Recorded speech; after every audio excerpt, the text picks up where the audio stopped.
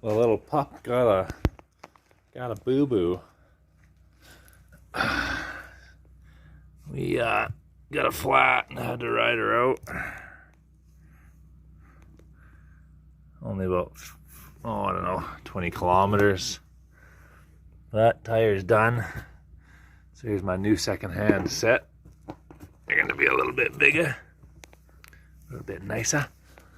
I'll slap her on here after. However, in the ruckus and Makakis, I also